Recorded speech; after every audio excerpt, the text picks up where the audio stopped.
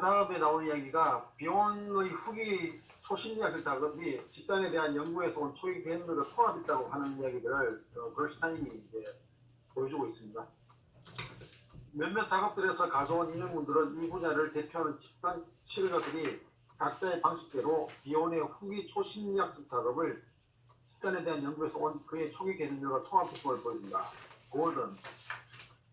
고든의 논문 집단에 대한 집단의 생각 이후의 비혼의 경험은 집단에 대한 비혼의 초기 창조적 작업을 정신적 환자들과의 개별적인 작업에서 발달한 그의 후기 생각들과 통합해내고 집단 상황 안에서 발생하는 K 상황과 마이너스 K 상황의 대비를 강조했다. 고든의 글입니다. 간략히 말해 비혼에게 있어서 알고 이해하려는 K 노력 또는 반대로 생각 없는 상태로의 회피한 반의의 마이너스 K의 추구가 사람과 증오로서의 정신적 삶의 본질을 구성한다.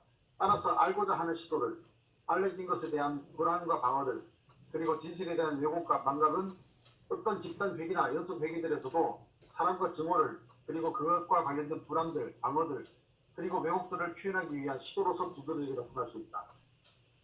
고든은 계속해서 집단 갈등을 구성하는 집단 상황 내의 마이너스 K 대상에 대한 임상적 예를 서술한다.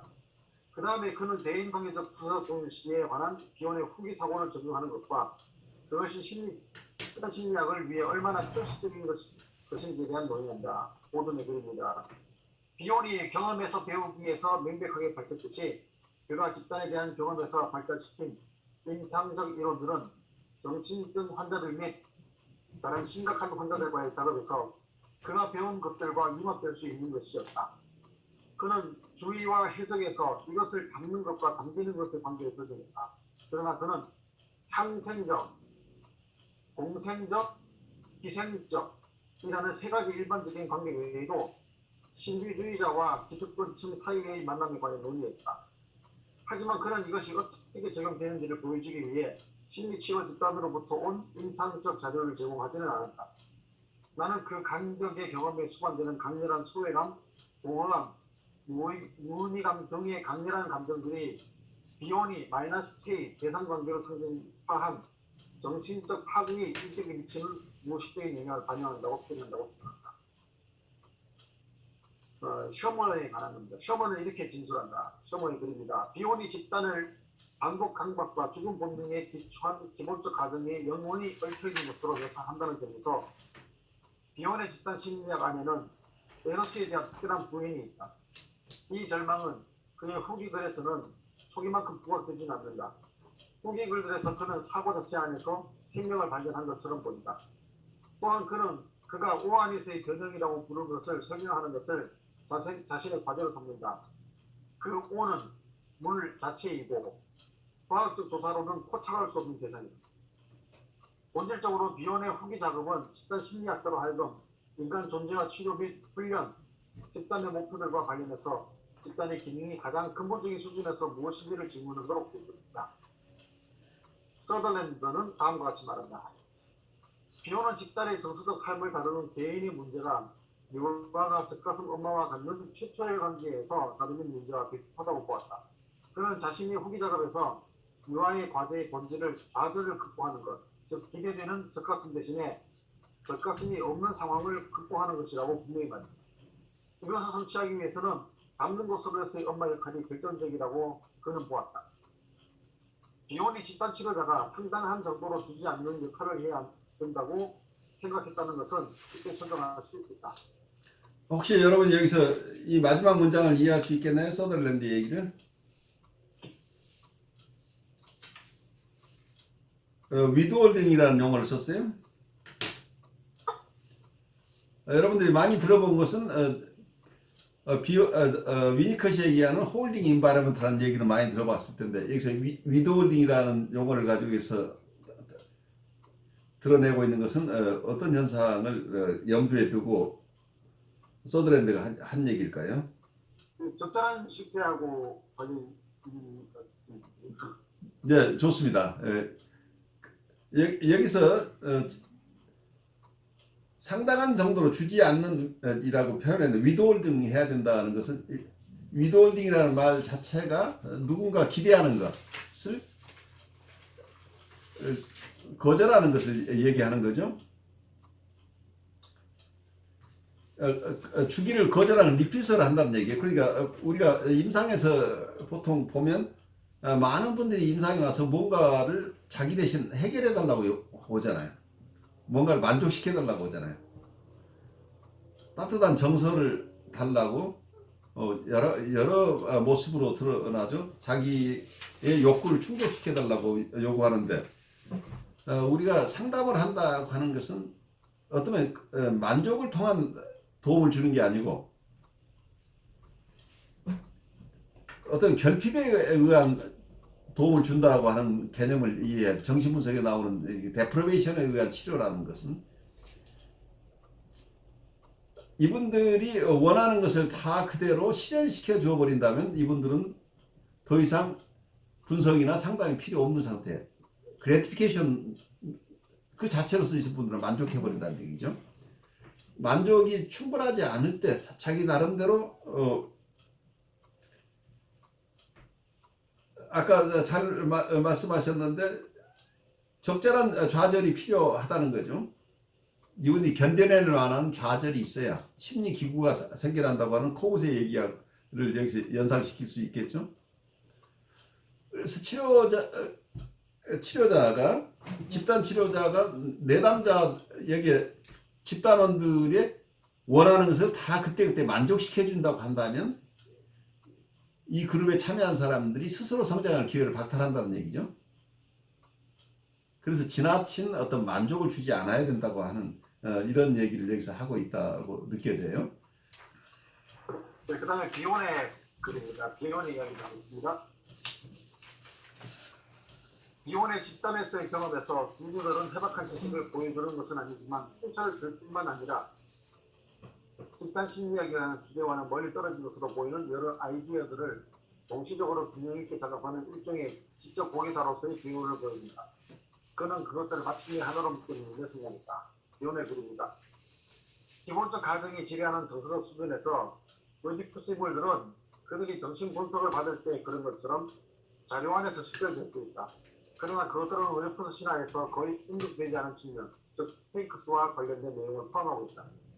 내가 저걸 집단 기능의 지도자인 한, 그리고 그 사실에 대한 인식이 없는 한, 나 그리고 내가 동일시하고 있는 작업 집단의 기능은 수수께끼 같고 심장이 잠겨 있으며 질문을 던지는 스핑크스, 제한을 가져는 원천으로서의 스핑크스가 느낄만한 감정들을 갖게 됩니다. 질문하는 대상으로서의 그것은 집단에게 극도로 원시적인 공포를 불러일으킵니다. 내가 받은 인상은 집단 안에서 구성원 개인들은 마음속에서 엄마의 뱃속에 있는 내용물에 관한 원시적 환상들을 너무 가까이 간다는 것이다. 따라서 집단 율동에 대한 합류를 하려는 시도는 현지 분열적 자리 특징들이 공포와 그것을 다루는 기재들에 의해 방해받는다. 비혼이 여기서 말하는 것은 본질적으로 집단의 원시적 불안들, 현지 분열적인 것으로 분열될 수 있는 그런 원시적 불안들이 단순히 유아의 입과 엄마의 접촉 스타일의 관계를 생각나게 하는 불안들 뿐만 아니라 엄마의 몸 바깥에 남겨지는 것을 규명할 때 겪는 유아의 원초적인 메디컬 스트레스를 생각나게 하는 불안을 포함한다는 것이다. 그렇다면 스핑크스는 마치 모든 것을 알고 있는 보초병처럼 유아가 엄마의 몸 내부를 침투하고 탐구하고자 한다는 것을 알고 있는 결합된 엄마 아빠 대상일까? 달리 말해서 엄마의 몸을 침투하고자 하는 유아의 새롭게 도달한 과학적 및 인식 선호적 충동들이 분석가나 집단 지도자에게 구체적으로 동일시됨으로써 모든 것을 알고 있는 두려운 스핑크스가 되는 것이다. 그것은 미노타우로스처럼 피분석자 또는 집단이 엄마의 뱃속에 들어가지 못하게 함으로써 그 안에 거주하고 있는 귀족 사회를 전복시키지 못하도록 막고 있는 보초병으로서의 스핑크스였다. 나중에 각 책에서 비오는 이렇게 말한다. 메시아 사상대로 공개적으로 표현되는 바 정신분석적 작업의 결과로 기독이 완전해지면 그것이 궁극적으로 인류를 구원할 것이라는 견해에서 그 모습이 드러난다. 작업 집단 안에 있는 연결, 내가 세련된 성질을 가진 것이라고 생각하는 것은 협력이라는 말에 의해 더 적절하게 서술된다.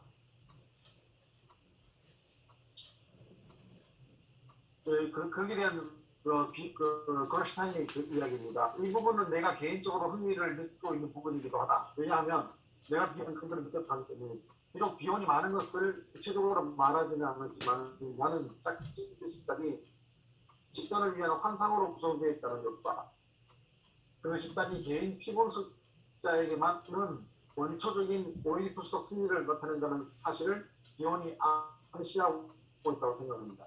전능한 유아는 내적인 팬을 부모 대상에 뿌려지는 사적 조언자가 되며 그렇게 함으로써 엄마나 아버지와의 경쟁과 교세 부담을 겪을 필요해서 문제가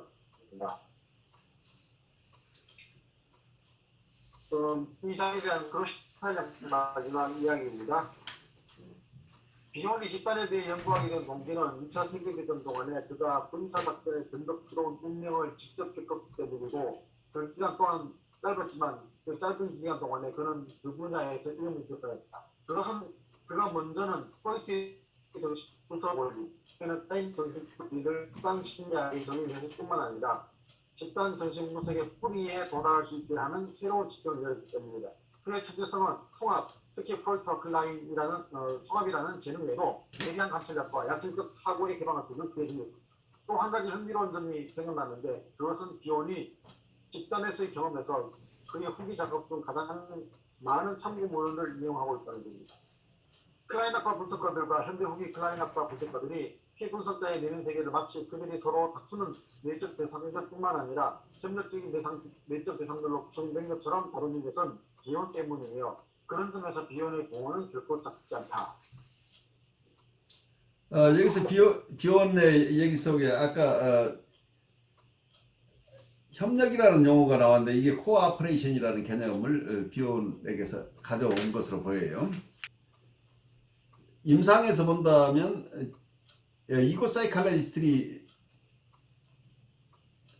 해석적인 방법으로 사람들을 돕는데 어떤 경우는 그냥 해석만 가지고 잘 이루어지지 않는 경우들이 생겨나는데 그때 어떤 분석가들은 워킹 얼라이언스라는 개념을 사용하죠. 아니면 테러피틱 얼라이언스라는 개념을 그린손 같은 분이 사용하고 있는데 작업 동맹이 일어난다고 이 협력 관계 이것도 하나의 대상 관계라고 한다면 치료자와 어떤 내담자 간의 이런 코어퍼레이션 관계를 통해서 정신분석을 잘 해나가는 이걸 하나의 두 사람만의 그룹이라고 그냥 본다고 한다면 여기도 적용해 볼 수 있겠죠. 그룹을 확대해서 꼭 세 사람 이상만 그룹이라고 할 것인가 아니면 만약에 이 인사이트를 두 사람 간의 관계에서도 적용한다고 한다면 이 어떤 임상적인 선거가 있으려면 코어퍼레이션이 일어나야 된다. 이제 이런 개념을 쓰고 있는데 여기서 아마 클라인 후기 학파의 클라인 학자들 간의 협력적인 내적 대상이라는 개념을 많이 사용해서 발달시키고 있는 것이 어떤 비혼의 영향이다. 이렇게 그로스차이는 주장하고 있어요. 집단에 대한 연구들은 굉장히 많아요. 그래서 보통 최소한 한 학기 정도 다뤄야 어떤 집단에 대한 이해와 집단에서 일어난 역동과 거기에 대한 전이 그리고 저항 이런 것들을 우리가 이야기할 수 있게 되는데 오늘 한 시간 오늘 90분 가지고 우리가 이걸 다 이해할 수는 없어요. 그렇지만 비혼이 준 중요한 그 인사이트들 워크그룹이라는 인사이트하고 베이직 어썸션스라는 것을 계속해서 여러분들이 임상과 관련해서 좀 생각해 나가면서 소화를 하는 게 중요할 것 같아요. 오늘 중요한 발제해 주신 강 목사님 겨우 진술하시고 또 여러분들 남은 생각도 좀 정리하죠.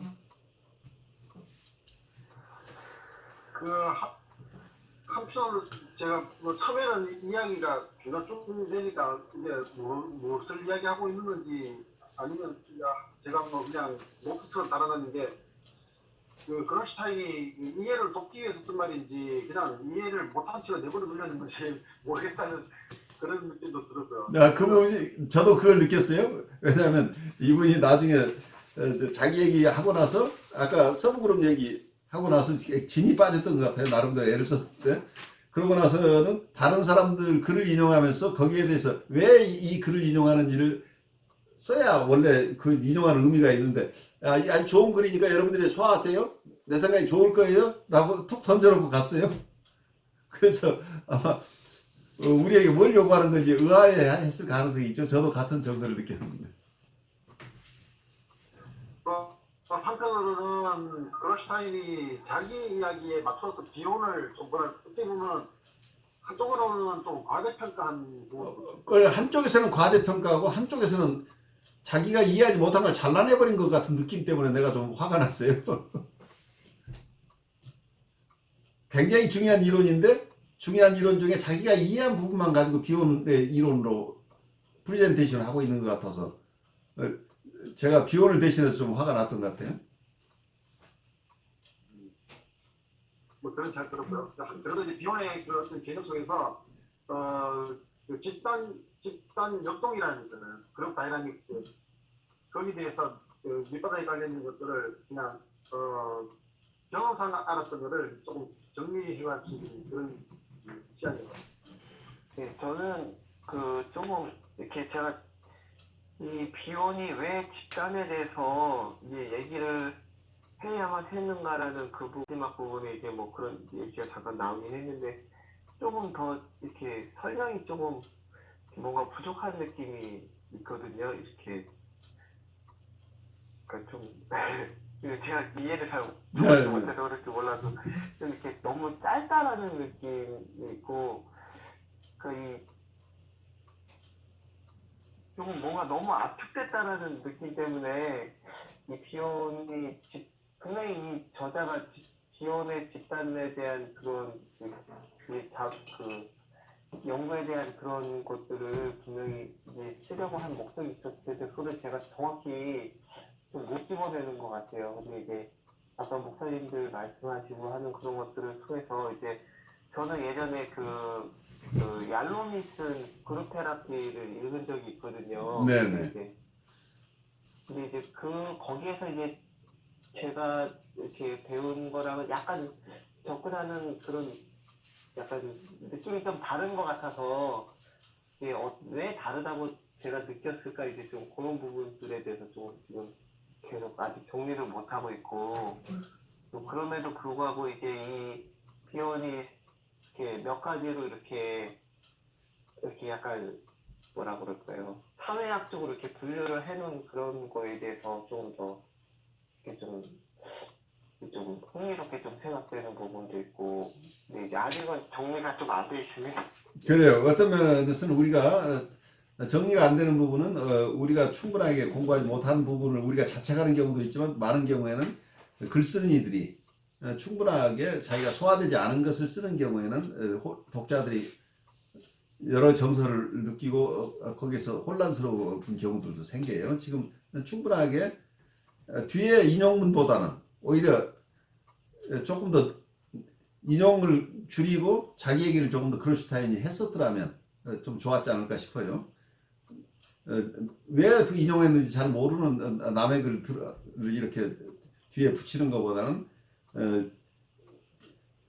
이런 비혼의 이론이 왜 자기는 중요하고 그리고 이게 정신증을 이해하는데 이게 굉장히 중요했다고 하는데 구체적으로 그것이 어떻게 연결되는지랄지 이런 걸 조금 더 연결시켰으면 여러분들에게 도움이 됐을 텐데 그런 부분이 조금 아쉬움으로 남아요. 그런데 다행히 우리가 공부를 해나가니까 다음 주에 또 정신증에 대한 얘기를 하게 되니까 우리 스스로 스트럭을 해야 될 상황이에요.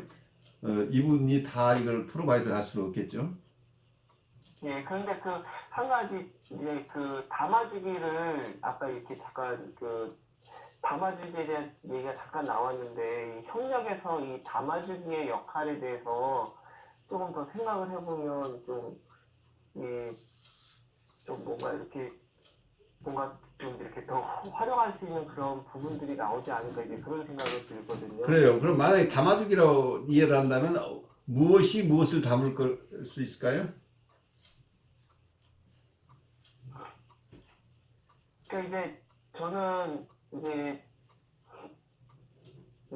제가 예전에 얼빈 얄롬 책을 읽을 때는 모든 구성원들이 이렇게 그런 영향력이 이렇게 모두 균등하게 이렇게 잘 분배될 수 있도록 리더가 역할을 하는 것이 중요하다 뭐 이런 식으로 읽었던 것이 있는데 이 만약에 담아주기가 그가 단순히 지도자 중심에서의 그런 담아주기가 아니라 이게 서로 모든 구성원들이 적절하게 다른 구성원들을 담아주는 역할을 한다면 그게 좀 이렇게 협력이란 그 단어에서 조금 더 이렇게 뭔가 풍성한 뭔가 결과물이 나오지 않을까 이제 그런 생각을 아주 좋은 인사이트예요. 그러니까 어떤 경우에는 그룹 리더만을 포커스를 둘 게 아니라 그룹이라는 거 하나의 유기체로 본다면 이 그룹 자체가 하나의 컨테이너가 될 가능성이 있죠.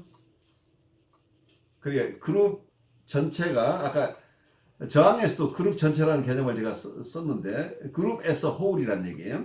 여기서 그로슈타인이 서브그룹을 중요하게 자꾸 얘기를 했는데 제가 볼 때는 그룹 as a whole이라는 개념이 더 중요하다고 보여요. 그룹 전체의 역동 속에서 그룹 전체의 전의도 있고 물론 개인적인 저항도 있지만 그룹 전체로서의 역동들과 그 속에서 저항들을 굉장히 중요하게 생각해야 되는데 만약에 그룹이 건강하게 워크그룹으로 작용하는 경우에는 그룹 자체가 여러 정서들을 컨테이닝하는 역할을 해낼 수 있겠죠. 이게 가능해지려면 그룹 상호 간에 건강하게 코어퍼레이티브한 관계, 서로를 존중하면서 각자 원래 워크그룹에서 상정되고 있는 그 역할을 잘 해낼 수 있는 이런 상황이 된다고 서로 협력하는 그룹이 그 구성원 간에 건강한 협력 관계가 이루어진다고 한다면 이 그룹 자체가 전체로서의 하나의 아주 좋은 컨테이너가 될 수 있겠죠. 그러면 각자가 가진 정서들 이 속에서 그룹 전체가 컨테이너하면서 소화해낼 수도 있겠죠. 우리 서 목사님은 어떤 생각을 하세요?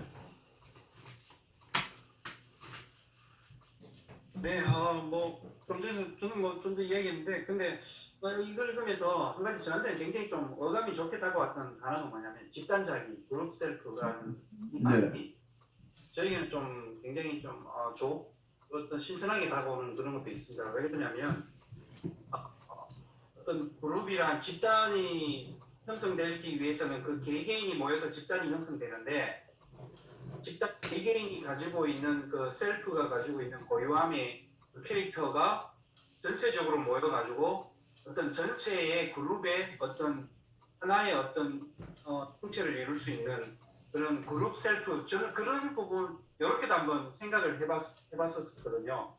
그런데 이제 근데 이거는 어디까지나 이제 저의 어떤 좋은 쪽의 상상에서 이제 완벽한 하나의 어떤 그룹을 지향하고 나아갔을 때 봤을 때 이것이 잘 반영되었을 때 반영을 통해 가지고 좋은 건강한 그룹으로 나아갈 수 있다고 생각하지만 근데 결국은 실제적으로 이 그룹이 집단이 모여있는 각자의 개개인들이 셀프들이 매몰되다 보니까 그 자기가 가지고 있는 뭐 니드나 여러 가지 거기에 놓여 있는 상황과 그런 부분에서 매몰되다 보니까 이 전체를 볼 수 있는 그런 여러 가지 그 시야를 상실을 해버리는 그런 것들을 많이 이제 보게 되니까 그러다 보니까 계속 저항하는 것들이 많이 생기고 또 싸움이 많이 일어나게 되고 그리고 여기서 매몰돼서 이게 지금 그룹 자체가 지금 어디로 흘러가고 있는지도 모르는 그런 완전 방향을 상실해버리는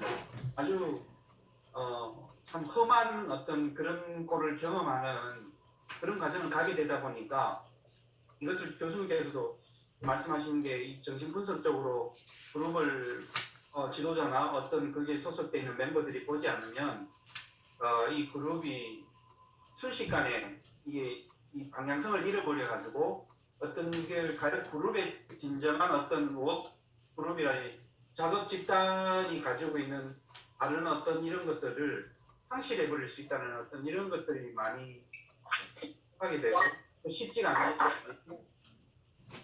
만만치가 않죠. 그래서 네. 그룹이 사실은 잘 운영되지 못하면 굉장히 파괴적이 돼버려요. 차라리 그룹 안 했으면 서로 좋은 관계일 텐데 개인적인 관계를 파괴해버리는 경우도 발생하는 거죠. 근데 이거를 비혼의 이야기를 하면은 이 그룹이라는 게 결국은 그 18장 처음에 앞부분에 박힌 게 오해에 대한 이야기를 하고 있잖아요. 그렇죠.